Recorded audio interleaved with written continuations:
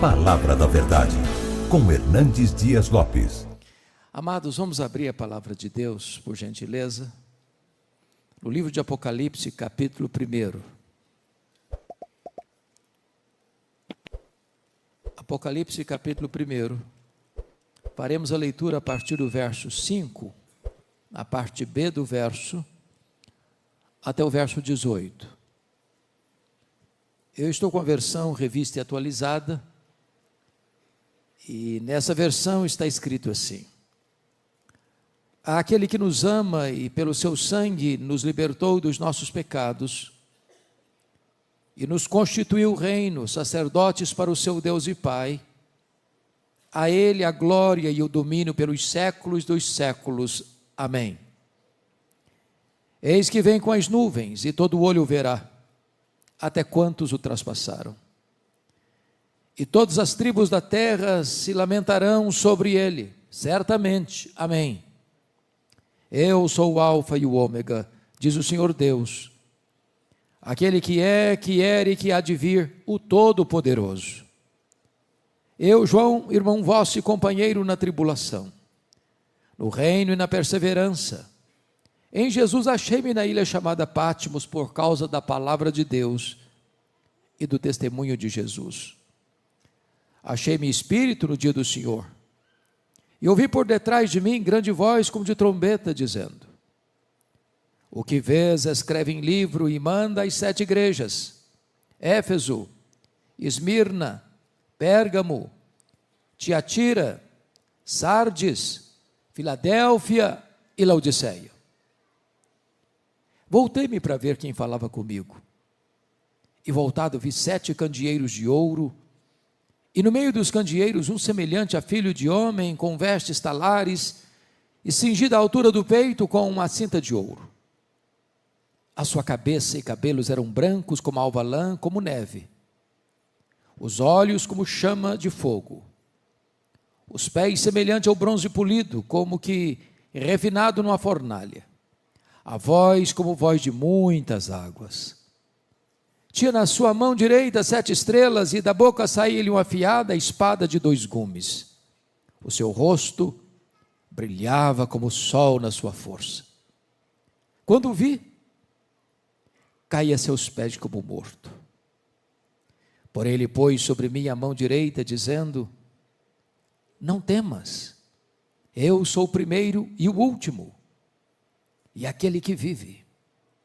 Estive morto, mas eis que estou vivo pelos séculos dos séculos, e tenho as chaves da morte e do inferno.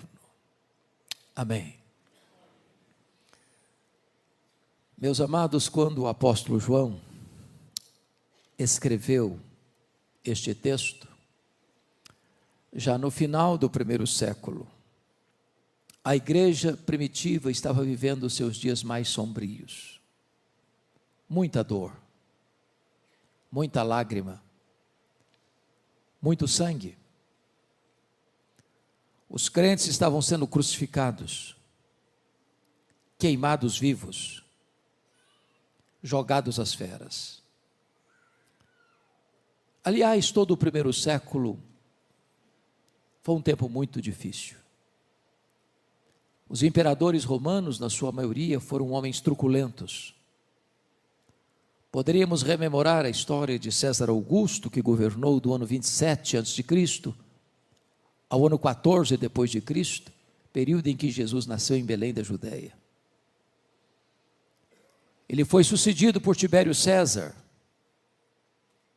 que governou do ano 14 ao ano 37 da era cristã, quando então Jesus é crucificado, ressuscita dentre os mortos e retorna aos céus, onde está assentado à direita da majestade. Tibério César foi substituído por Calígula, um dos homens mais perversos da história, que governou de 37 a 41 da era cristã.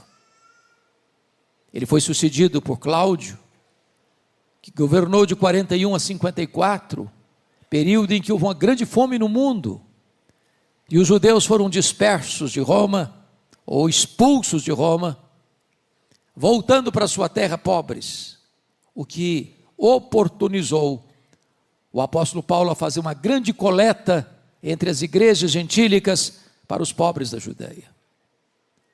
Cláudio foi sucedido por Nero, que governa de 54 a 68. Talvez um dos homens mais perversos da história.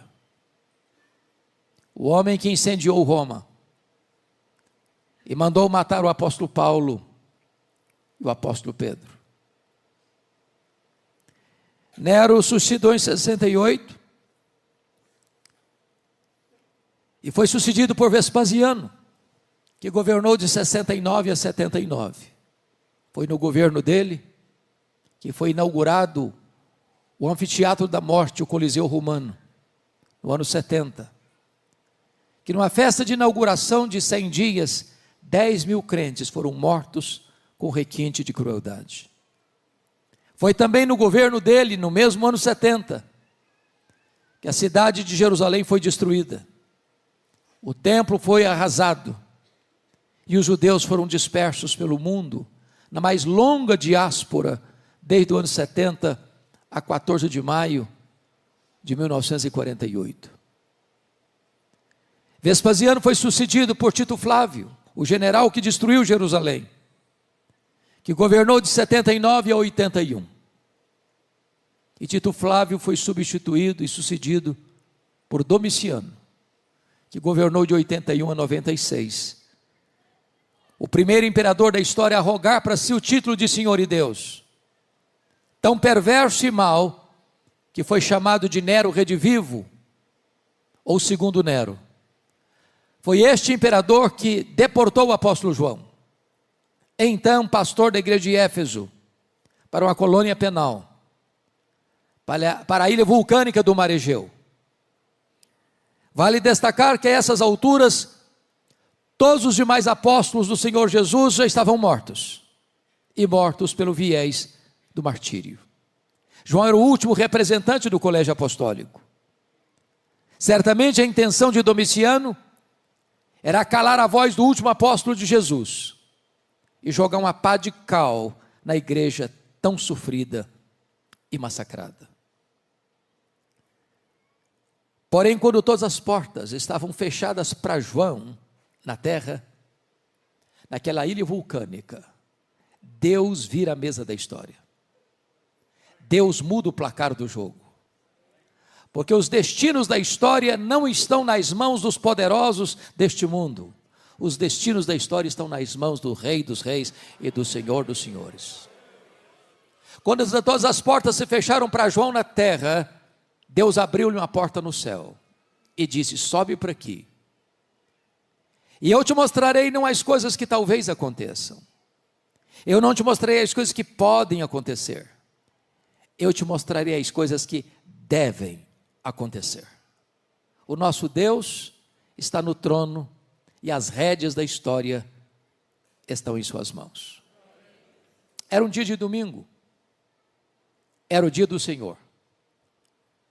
Quando João escuta atrás dele uma voz como de trombeta dizendo: o que vês, escreve em livro e manda às 7 igrejas: Éfeso, Esmirna, Pérgamo, Tiatira, Sardes, Filadélfia e Laodiceia. Quando ele se volta para ver quem falava com ele, ele não vê quem falava com ele. Ele vê as 7 igrejas, os 7 candeeiros, e no meio das igrejas um semelhante a filho de homem. O mundo só pode ver Jesus na igreja e através da igreja. Mas quem é este que João vê no meio das igrejas? Este é o centro da história. É o centro da eternidade. É o centro da terra. É o centro do céu. Este é o centro do Antigo Testamento, o centro do Novo Testamento. Este é tudo em todos. Este é a semente da mulher. É o descendente de Abraão. É o Cordeiro da Páscoa. É a coluna de nuvem. É a coluna de fogo. É o maná que caiu do céu. É a água que brotava da rocha. Simbolizado pelo tabernáculo, pela arca da aliança, pelo templo, pelas festas, pelos sacrifícios, pelo sábado. Tudo era sombra dele. Ele é realidade. Ele é tudo no Novo Testamento. Ele é aquele que na plenitude dos tempos nasceu, segundo a lei, nasceu de mulher. Ele é o verbo que se fez carne. Ele é o fundamento da igreja. Ele é o dono da igreja. Ele é o edificador da igreja. Ele é o protetor da igreja. Ele é o cordeiro que tira o pecado do mundo. O cordeiro que foi morto, mas está vivo pelos séculos dos séculos. Ele é o grande eu sou. Ele é o pão da vida, a luz do mundo, a porta das ovelhas, o bom pastor, a ressurreição e a vida, o caminho, a verdade e a vida, a videira verdadeira. Ele é o alfa, ele é o ômega, ele é o princípio, ele é o fim, ele é a raiz de Davi, ele é o leão da tribo de Judá, ele é o rei dos reis, ele é o senhor dos senhores, ele é a razão da nossa vida, ele é a nossa alegria, ele é a nossa paz, ele é a nossa justiça, ele é a nossa herança, e nós viemos aqui para adorá-lo nesta noite.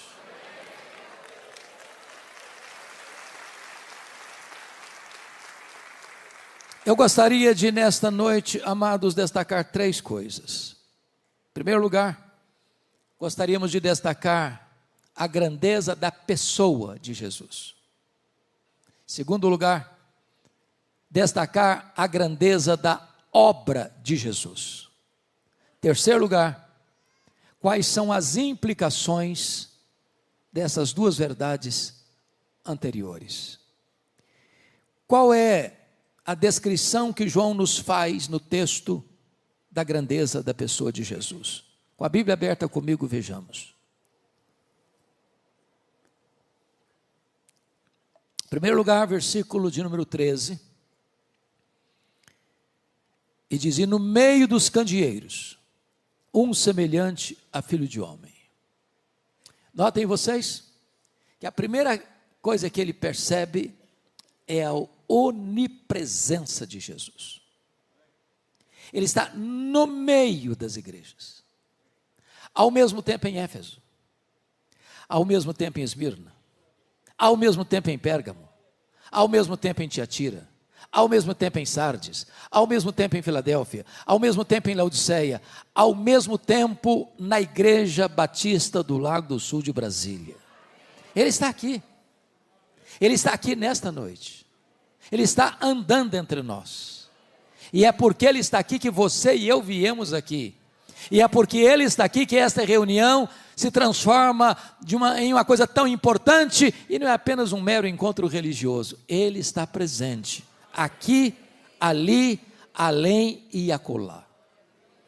Preciso concordar com o primeiro-ministro da Holanda, Abraham Kuyper, quando disse que neste universo de mais de 93 bilhões de anos-luz de diâmetro, não há 1 centímetro desse universo onde Jesus não possa dizer: eu estou aqui, eu criei isso aqui, eu sou dono disso aqui. Segundo lugar, vejam comigo o verso 14. A sua cabeça e cabelos eram brancos como a alva lã, como neve. O que representa esta figura? E significa que Ele é eterno. Ele existe antes do tempo.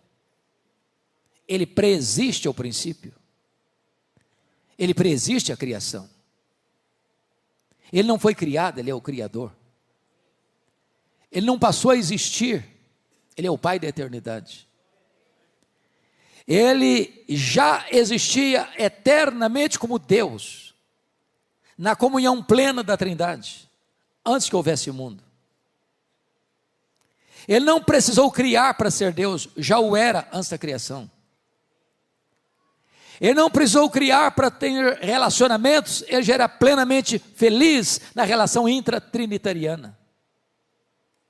Ele existe antes do tempo, ele está fora do tempo, porque é transcendente, ele está dentro do tempo, porque é imanente. Ele é Deus de eternidade a eternidade. Terceiro, versículo 14 diz: os olhos como chama de fogo. Cantamos essa verdade aqui hoje. E o que representa isso? Significa que Ele é onisciente. Ele tudo vê, Ele tudo sabe, Ele tudo conhece, Ele a todos sonda. Ele conhece o revelado e conhece o oculto. Ele conhece o que sabemos e conhece o que não sabemos. Não há nada que escapa do conhecimento dele. Nada fica oculto diante daquele cujos olhos são como chama de fogo. É por essa razão que, na medida que as cartas são enviadas às 7 igrejas, há um estribilho que se repete em todas elas: eu conheço, eu conheço, eu conheço, eu conheço, eu conheço, eu conheço, eu conheço, eu conheço as tuas obras, eu conheço a tua tribulação e a tua pobreza, eu conheço o lugar onde tu habitas. Ele conhece o seu nome, Ele conhece o seu passado, Ele conhece a sua história, Ele conhece o seu presente, Ele conhece o seu futuro, Ele conhece as suas dores, Ele conhece as suas lágrimas, Ele conhece as suas angústias, Ele conhece as suas noites indormidas, Ele conhece as suas madrugadas insones, Ele conhece os seus sonhos, Ele conhece as suas frustrações, Ele conhece os seus dramas existenciais, Ele conhece você por dentro, Ele conhece você por fora, Ele conhece você exaustivamente. É curioso que nós amamos as pessoas porque nós não as conhecemos completamente.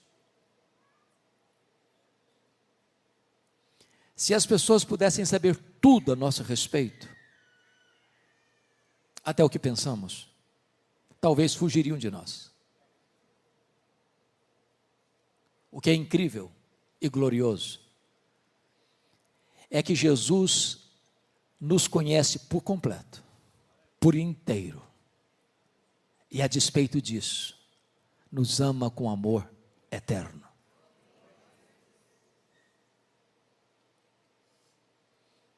Ainda, notem comigo o versículo 15. Os pés semelhante ao bronze polido, como que refinado numa fornalha. O que é que essa figura representa? Representa que ele é onipotente.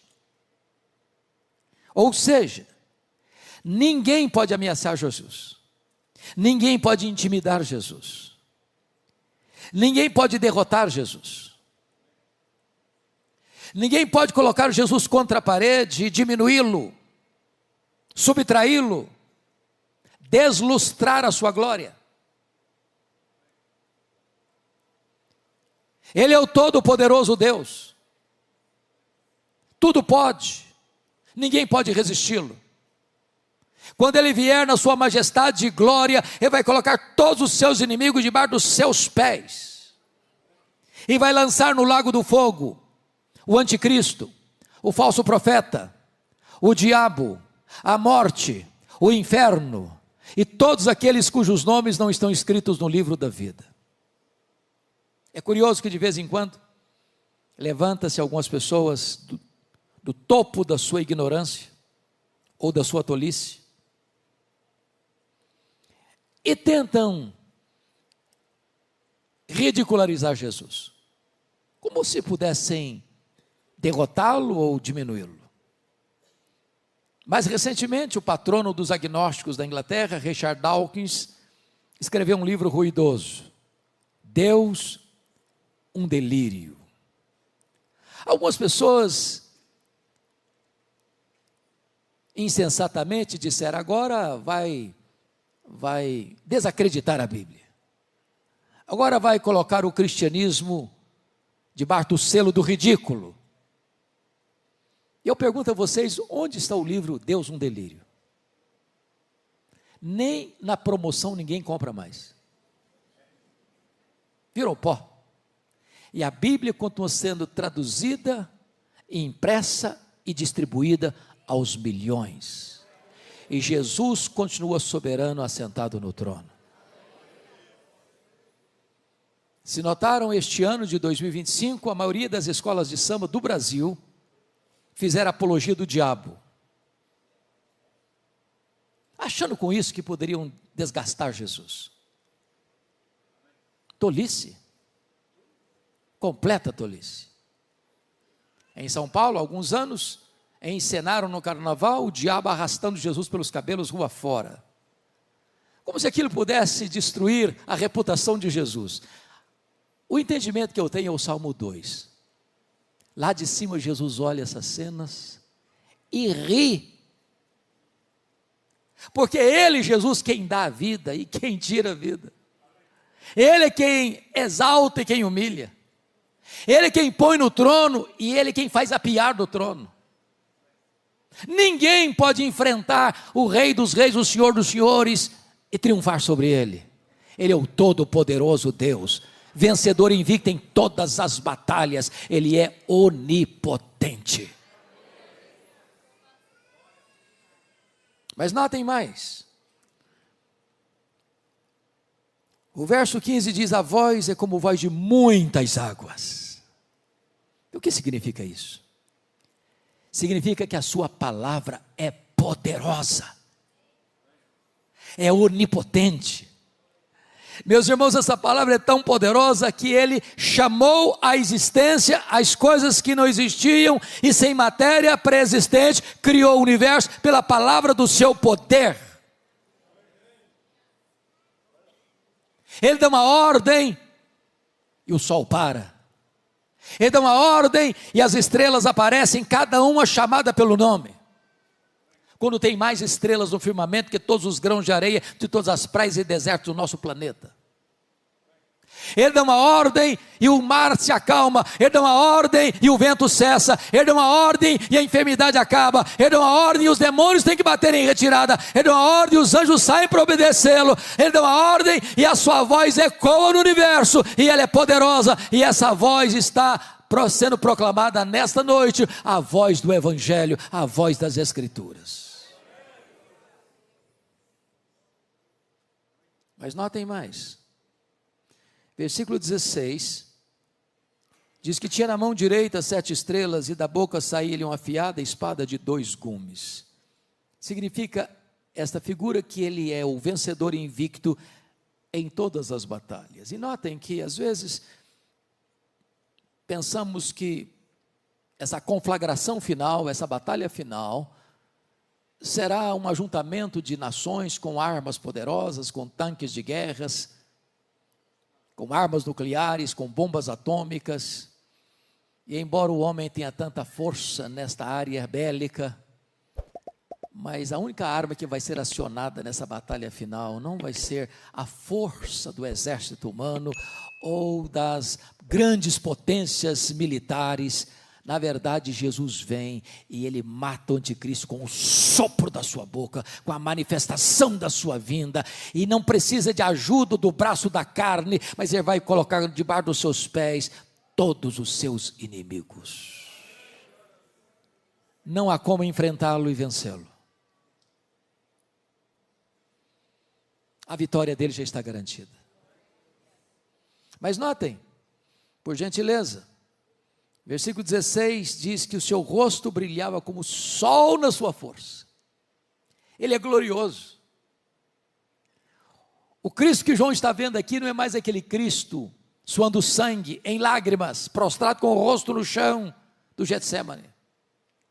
O Cristo que João está vendo aqui não é mais aquele Cristo cuspido e esbordoado do sinédrio judaico. O Cristo que João está vendo aqui não é mais aquele Cristo vilipendiado e espancado do pretório romano. O Cristo que João está vendo aqui não é mais aquele Cristo que caminha exangue pelas ruas apinhadas de Jerusalém, sob os apupos e vaias de uma multidão ensandecida. O Cristo que João está vendo aqui não é mais aquele Cristo pregado na cruz, suspenso entre a terra e os céus. O Cristo que João está vendo aqui é o Cristo da glória, cujos cabelos são brancos como a neve, cujos pés são como de bronze polido, como os olhos como chamas de fogo, voz como voz de muitas águas, e o seu rosto brilha como o sol na sua força. Este é o Cristo da glória. Quando você lê as Escrituras, você percebe que Todas as pessoas que tiveram uma visão da glória de Cristo tiveram ou sofreram um profundo impacto. Quando Deus se revelou a Jó na sua majestade, ele disse: meu Deus, eu te conhecia só de ouvir. Agora os meus olhos te veem e eu me abomino. Quando Isaías teve uma contemplação da sua glória, ele diz: ai de mim, eu estou perdido. Quando João contempla o Cristo da glória, ele cai como morto aos seus pés. É o Cristo glorioso. Mas finalmente, notem comigo o versículo 17 e 18, que ele é o Cristo da restauração. Porque João, ao cair como morto, o Senhor pôs a mão direita sobre ele e diz assim: ô João, fica com medo não. Eu sou o primeiro e eu sou o último. Eu estive lá no começo, eu estarei lá no fim e eu estou no processo. Ô João, não fica com medo não, porque eu já estive morto, mas eu estou vivo pelos séculos dos séculos. Nós não estamos aqui adorando o Cristo que esteve vivo e está morto. Nós estamos aqui adorando o Cristo que esteve morto e está vivo pelos séculos dos séculos. Fica com medo não, João, porque eu tenho as chaves da morte e do inferno. Quem tem as chaves tem o controle, tem o poder, tem a autoridade. Jesus manda no céu, Jesus manda na terra, Jesus manda no inferno. Ele é o soberano Senhor do universo. E é este o Cristo que amamos, é este o Cristo que esta igreja proclama, este é o Cristo que nos deu vida eterna. A glória da sua pessoa. Vejamos o segundo ponto da mensagem agora, então, a glória da sua obra em nosso favor.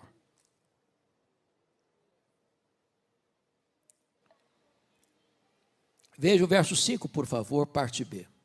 Ele começa assim: há aquele que nos ama. E o primeiro ponto que eu destaco é este: Jesus ama você. Eu vou repetir porque esta não é uma afirmação simples não. Jesus ama você. Eu não conheço um remédio mais eficaz para curar autoestima achatada e complexo de inferioridade do que esta declaração: Jesus ama você. Os irmãos puritanos da Inglaterra do século 17 perguntavam: achas pouco seres amado por Deus? Não existia céu, não existia terra, não existia galáxias, não existia mundos estelares, não existia anjos, não existia a criação, mas existia você no coração de Jesus. Ele ama você com amor eterno e atrai você para Ele com cordas de amor. Apesar de conhecer você, seus erros, seus pecados, suas mazelas, suas contradições, seus paradoxos, seus deslizes, apesar de me conhecer por dentro e por fora, Ele nos ama com amor eterno. Não há nada que você possa fazer para Jesus amar você mais. Não há nada que você possa fazer para Jesus amar você menos. Ele ama você com amor eterno. Mas notem, Ele não nos ama por quem nós somos. A causa do amor dele por nós não está em nós, está nele mesmo.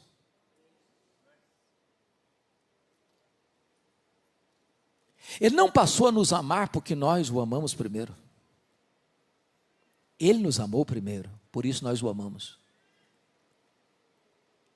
O nosso amor por Ele é o refluxo do fluxo do amor dele por nós. Ele não nos ama por causa dos nossos méritos, Ele nos ama apesar dos nossos deméritos. Ele não nos ama por causa das nossas virtudes, Ele nos ama apesar dos nossos pecados. O amor dele por nós é abundante, porque é derramado pelo Espírito Santo em nosso coração. O amor dele por nós é imerecido, porque ele nos ama, diz a Escritura, quando nós éramos fracos, ímpios, pecadores e inimigos. O amor dele por nós é provado. Deus prova o seu próprio amor para conosco pelo fato de ter Cristo morrido por nós, sendo nós ainda pecadores. Nunca duvide do amor de Jesus por você. Ele não escreveu nas nuvens com letras de fogo, eu te amo. Ele esculpiu na cruz do Calvário, eu te amo.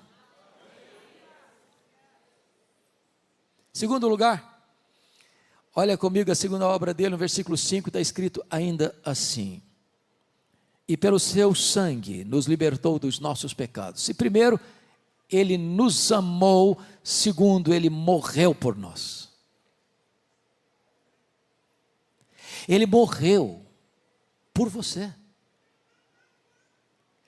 Ele morreu pelos seus pecados. Ele não morreu porque foi uma vítima do sistema. Ele não morreu porque sucumbiu ao poder de Roma. Ele não morreu porque foi uma vítima das tramas do sinédrio judaico. Ele não morreu porque Judas o traiu. Ele não morreu porque Pedro negou. Ele não morreu porque o sinédrio judaico costurou acusações pesadas contra ele. Ele não morreu porque Pilatos covardemente o sentenciou à pena de morte. Ele não morreu porque os soldados romanos o pregaram naquela cruz. Ele morreu voluntariamente pelos seus, pelos meus, pelos nossos pecados. Ele não morreu como um mártir. Ele não foi para aquela cruz esperneando. Ele diz: ninguém tira minha vida de mim, eu pelo contrariamente, espontaneamente a dou. Ele caminha para aquela cruz como um rei caminha para a sua coroação. Diz a Bíblia que ele não levou em conta a vergonha, a ignomínia da cruz, pela alegria que lhe estava proposta, a alegria de comprar você com o seu sangue e dar a você a vida eterna. Agora notem,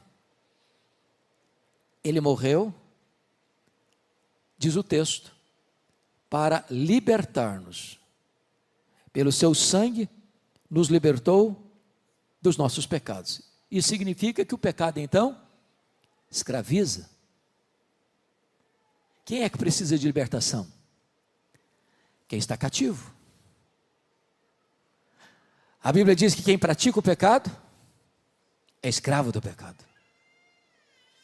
Eu vou lhe dizer nesta noite que não há nenhuma igreja, não há nenhuma religião, não há nenhuma denominação religiosa, não há nenhum rito sagrado, não há nenhuma artimanha humana, não há nenhuma terapia psicológica, não há nenhum divã de psicanalista que possa libertar você dos seus pecados.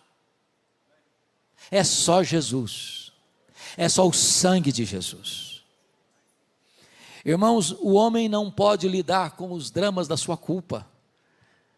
Ele pode buscar todos os recursos da terra, ele pode buscar todas as terapias humanas, ele pode frequentar todos os divãs dos psicanalistas, ele pode tomar todos os remédios da farmácia, mas ele não consegue aliviar o chicote da culpa. Mas o sangue de Jesus nos liberta do pecado. Hoje, nesta noite, você pode sair daqui livre, curado, restaurado, perdoado, liberto e salvo pelo sangue de Jesus, que nos liberta do pecado.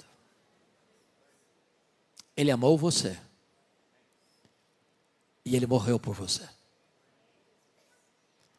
Terceira verdade que esse texto nos apresenta está no verso 6. Vejam vocês: e nos constituiu reino e sacerdotes para o seu Deus e Pai. Primeiro, ele amou você. Segundo, ele morreu por você. Terceiro, ele exaltou você. Vejam que no Velho Testamento nenhum sacerdote podia ser rei, e nenhum rei podia ser sacerdote. O rei Uzias, do topo da sua vaidade, depois de 5 décadas no governo, tentou usurpar o ofício sacerdotal e entrou no templo para queimar incenso, e diz a Bíblia que Deus o sentenciou com lepra e ele morreu leproso. Porém agora Jesus vem, ele ocupa o tríplice ofício, ele é profeta, ele é sacerdote, ele é rei. E agora você que crê em Jesus, é constituído por ele, rei e sacerdote. Nas palavras do apóstolo Pedro, somos sacerdócio real. Isso significa que você não precisa de ninguém para intermediar sua relação com Deus. Você não precisa de um guru espiritual. Você tem livre acesso à sala do trono. O véu do templo foi rasgado de alto a baixo. E você pode falar com Deus a qualquer hora, em qualquer lugar, em qualquer circunstância, porque você foi constituído sacerdote real. Livre acesso à presença de Deus. Que verdade bendita. Que verdade gloriosa. Corre nas suas veias mais que sangue azul. Você é filho do Rei dos Reis e do Senhor dos Senhores. Quarta verdade. Primeiro, ele amou você. Segundo, ele morreu por você. Terceiro, ele exaltou você. Quarto, ele voltará para você. Versículo 7 está escrito assim: eis que vem com as nuvens, e todo olho verá até quantos o traspassaram, e todas as tribos da terra se lamentarão sobre ele certamente. Amém. Irmãos amados, cantamos aqui hoje sobre a segunda vinda de Cristo também. E esta é a verdade magna do cristianismo. Esta é a acrópole da nossa esperança. Esta é a apoteose da nossa fé. Este é o pináculo da nossa confiança.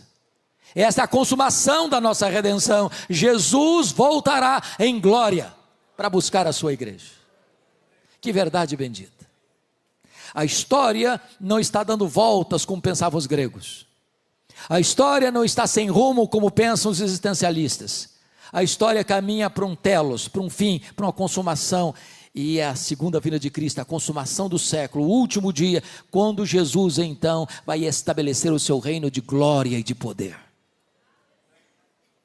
Como ele voltará? Diz a Bíblia que ele voltará pessoalmente. Atos 1:11 diz que é o mesmo Jesus que subiu, é o que vai descer. Segundo, ele voltará visivelmente, diz o texto. Todo olho verá. Vai ser o fato mais público da história. Nenhuma montanha tão alta, nenhum vale tão profundo, nenhuma caverna tão escura poderá ocultar alguém dessa manifestação tão gloriosa e visível da volta do Senhor Jesus Cristo. E ele disse: vigiai, porque você não sabe que dia vai ser. E você também não sabe se vai ser de tarde, se vai ser de noite, ou se vai ser de manhã ao cantar do galo. E eu posso garantir a vocês que Jesus voltará de tarde, que Jesus voltará de noite, que Jesus voltará de manhã. É claro que ele está falando dos fusos horários, porque se Jesus voltar de manhã aqui no Brasil, volta de noite no Japão. Se ele voltar de manhã aqui no Brasil, ele volta de tarde na Europa. Então Jesus volta de manhã, Jesus volta de tarde, Jesus volta de noite. Eu não sei que dia, eu não sei que hora, mas ele voltará e todo olho o verá. Mas ainda Jesus voltará audivelmente. Está escrito: ouvida a voz do arcanjo e ressoada a trombeta de Deus, ele descerá dos céus. Se a segunda vinda vai ser o fato mais visível da história, há de ser também o fato mais audível da história. Ele voltará ainda, diz a Bíblia, repentinamente. Vai ser como um relâmpago que risca os céus, do oriente ao ocidente. Nas palavras de Paulo, como abrir e fechar de olhos, num átomo de tempo. Em outras palavras, não haverá oportunidade de se preparar na última hora. Ou você tem azeite na sua lamparina, ou não haverá mais chance de se preparar naquele dia. Mas ainda, Jesus voltará inesperadamente. Vai ser como ladrão. Nenhum ladrão manda um WhatsApp dizendo: tal dia eu chego na sua casa, prepara um pão de queijo, um cafezinho que eu estou chegando. É de surpresa. No sermão profético de Jesus, ele disse ainda que vai ser como nos dias de Noé, onde os homens compravam, vendiam, casavam e davam-se em casamento, até que chegou o dilúvio e apanhou a todos de surpresa. E eu pergunto a vocês, que pecado tem em comprar e vender? Que pecado tem em casar e dar-se em casamento? O que Jesus quis destacar?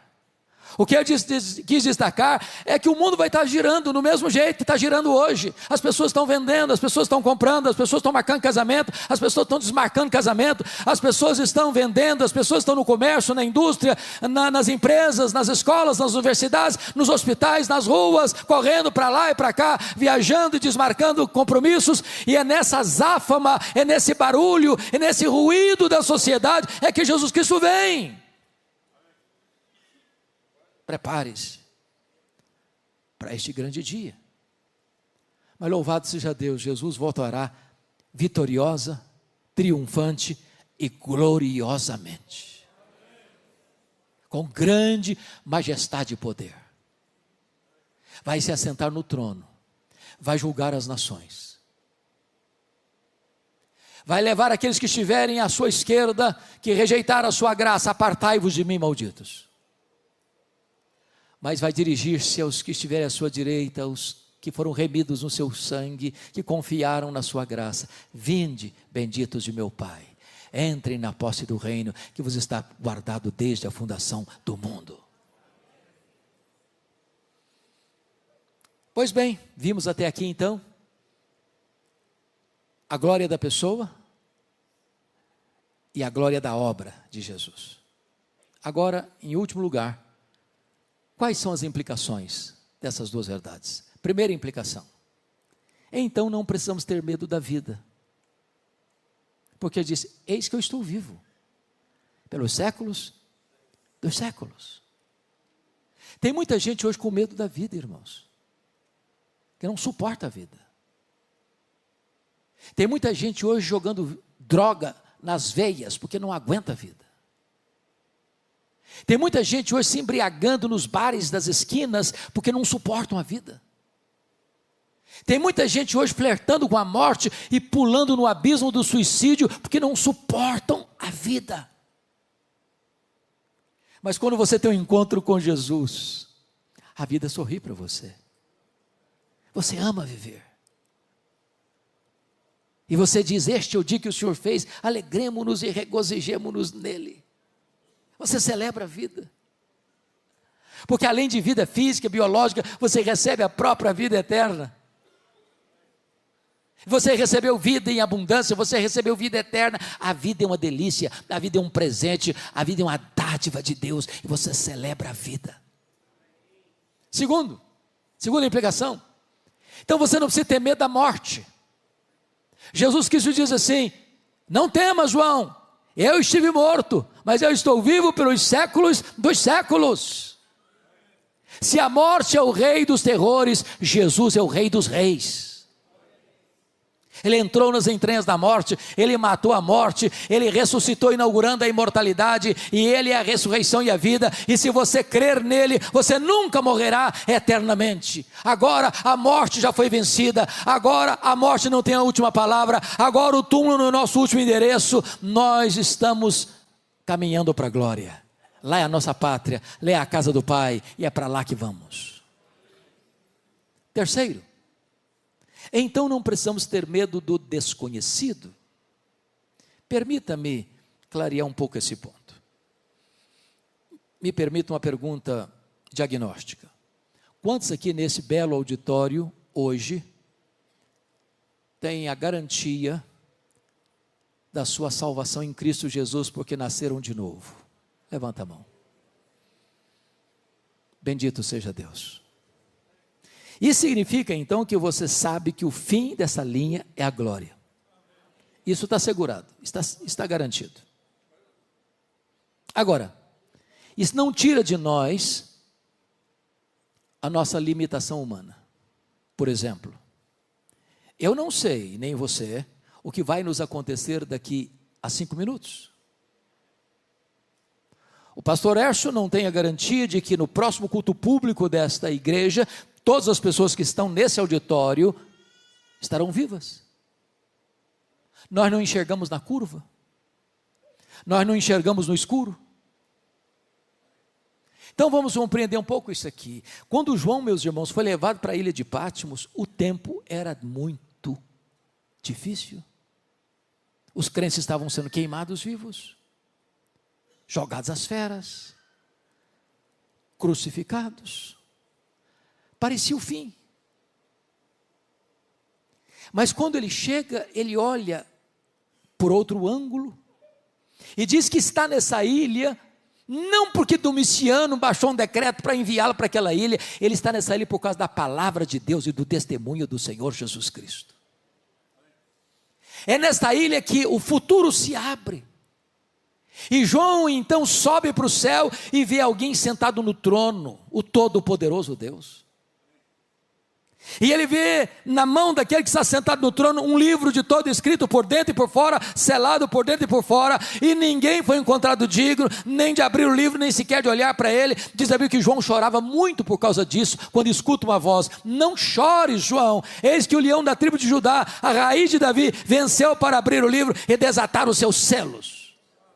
E então Jesus pega este livro e abre os seus selos, e as trombetas tocam. E o quarteto do mal se levanta, o diabo, o anticristo, o falso profeta e a grande Babilônia, e agora as taças da ira de Deus são derramadas, e então o quarteto do mal cai por ordem inversa, e então no capítulo 19, Jesus aparece em glória, grande majestade e glória, para buscar a sua igreja, para assentar no trono, para julgar as nações, e para estabelecer o seu reino eterno. A história não está à deriva. Eu não sei o que vai acontecer amanhã, mas Jesus estará comigo amanhã. Eu não sei o que vai acontecer lá na frente, mas Jesus estará comigo lá na frente. Eu não conheço, mas Ele conhece, e Ele estará conosco todos os dias, até a consumação dos séculos. Finalmente, em quarto lugar, então não preciso ter medo da eternidade. Jesus disse: eis que eu estou vivo pelos séculos dos séculos. Quando os milênios rodarem e rolarem nas dobras do futuro, Jesus estará lá conosco, para sempre e sempre e sempre. Veremos a sua face, o serviremos, deleitaremos-nos nele. Ele vai ser nossa alegria. Nós o conheceremos, sem jamais esgotar o conhecimento dele. E então ele será o nosso prazer, a nossa alegria, a nossa recompensa, a razão da nossa vida, por toda a eternidade. Este Jesus que esta igreja canta e proclama, é este Jesus que nós continuaremos anunciando até que ele volte. A ele a honra, a ele a glória, a Ele o poder, a Ele o louvor, a Ele o domínio pelos séculos dos séculos. Amém.